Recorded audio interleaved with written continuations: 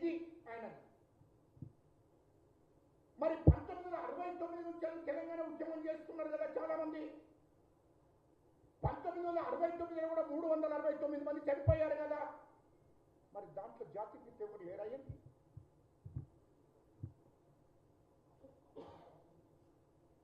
ఒక జయశంకర్ బీసీ నాయకుడు రాజకీయాలకు అతీతంగా, కులాలకు అతీతంగా తెలంగాణ రాష్ట్రం రావాలనే ఒక లక్ష్యంతో పనిచేసినటువంటి వాడు జయశంకర్. ఆయనను ఏమంటారు? కేసీఆర్ను జాతిపిత్ అంటే జయశంకర్ను ఏమంటారో చెప్పాలి హరీష్ రావు. అంటే ఆయన బీసీ కాబట్టి ఏమన్నా కదా, జయశంకర్ గారికి ఏ పేరు పెట్టకూడదా? జయశంకర్ గారు అయిన లక్ష్యం అంతా, నా జీవితం అంతా తెలంగాణ రాష్ట్రం ఏర్పడాలి. మరి ఆయనకి ఏం పేరు పెడతాడు హరీష్ రావే చెప్పాలి. అదేవిధంగా కొండ లక్ష్మణ్ బాపూజీ గారు 1969లో తెలంగాణ రాష్ట్రం కోసం ఆయన రాజీనామా చేశాడు. మంత్రి పదవికి, ఎమ్మెల్యేకు రాజీనామా చేశాడు.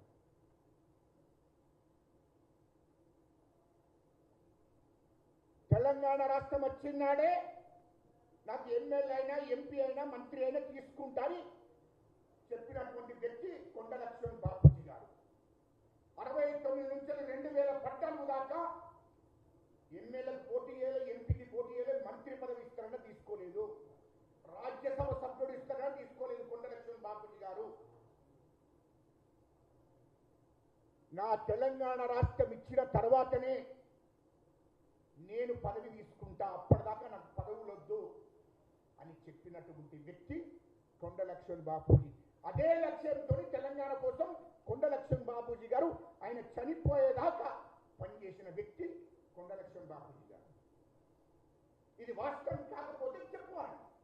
హరీష్ రావు, కేటీఆర్ మిమ్మల్ని అడుగుతున్నాను. మరి ఆయన కొండ లక్ష్మణ్ బాపూజీ గారు అంత నిస్వార్థంగా పదవులకు రాజీనామా చేసి పదవులు వద్దని చెప్పి తెలంగాణ రాష్ట్రమే నాకు ముఖ్యమని చెప్పి నీతి నిజాయితీగా పనిచేసినటువంటి వ్యక్తి కొండ లక్ష్మణ్ బాపూజీ గారికి ఏం పేరు పెడతారో చెప్పాలి. నేను ఒక్కసారిగా అడుగుతున్నా డైరెక్ట్గా. ఇది అయిపోయింది.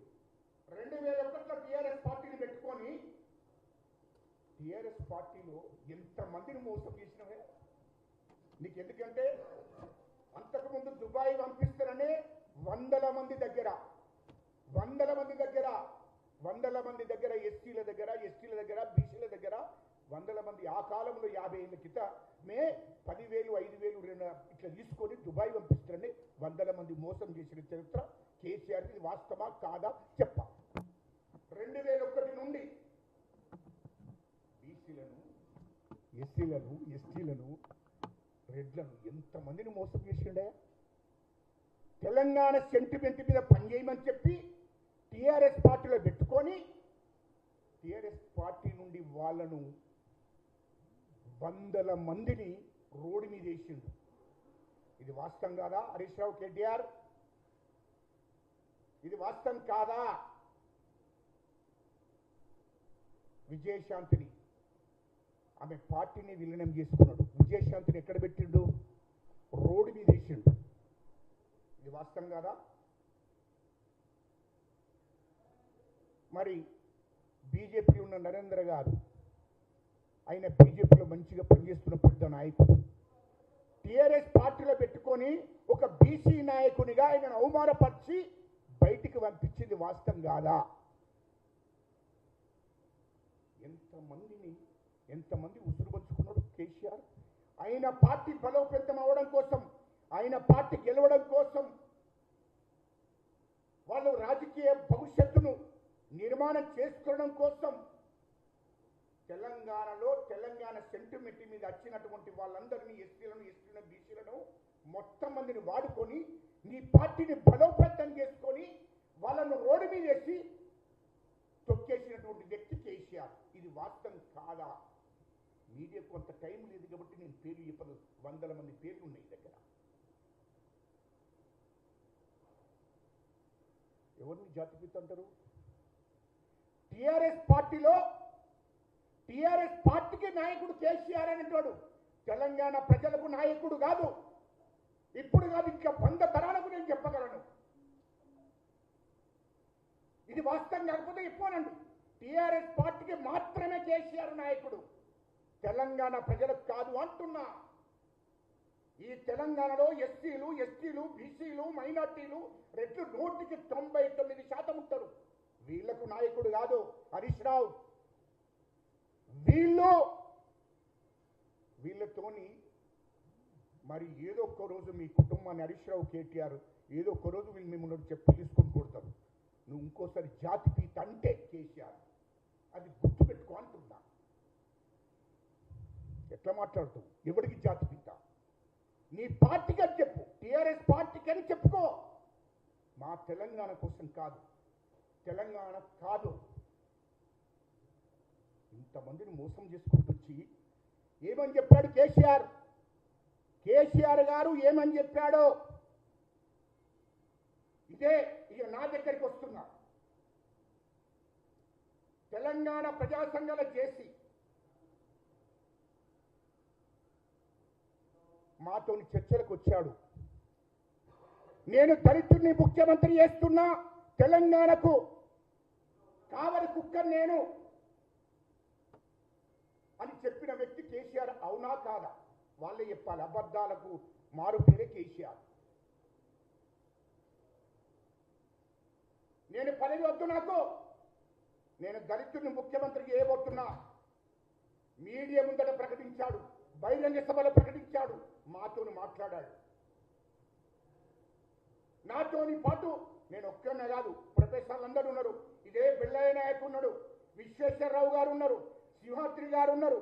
చాలా మంది ప్రొఫెసర్లు అందరూ కూర్చుండి మాతో చర్చలు పెట్టాడు.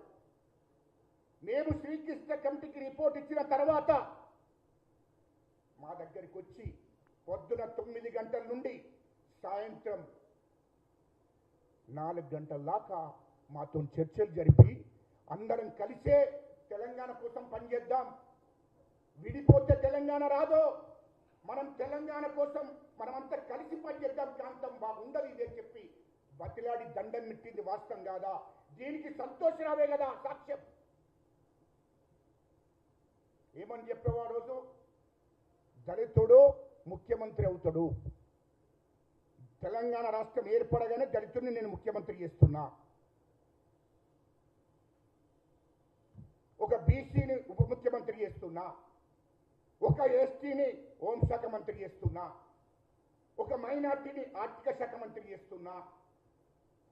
వైస్ ఛాన్సలర్ అందరూ కూడా ఇప్పుడు ఉద్యమంలో పనిచేస్తున్న సహకరిస్తున్నటువంటి ప్రొఫెసర్లు అందరినీ కూడా రాష్ట్రంలో వైస్ ఛాన్సలర్ని చేస్తున్నా.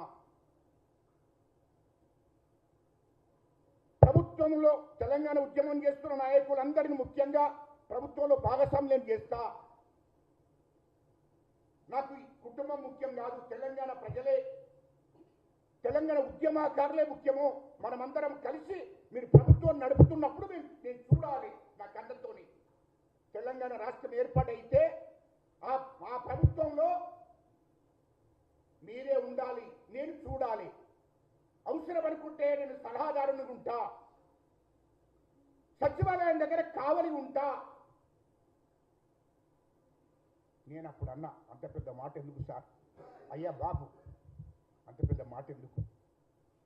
మీరు కీలకంగా ఉంటారు, అట్లా అనకండి అంటే లేదు కాదు నాకొద్దు. ఇవన్నీ చర్చల ద్వారా మాతో మాట్లాడింది వాస్తవం కాదా? ఇది మాట్లాడింది వాస్తవం కాదా? ఏమైనా మర్యాదంత దళితుల ఆత్మగౌరవం దెబ్బతీయలేదమ్మా నువ్వు? తెలంగాణ దళితుల ఆత్మగౌరవాన్ని దెబ్బతీసినప్పుడు ఎవడు?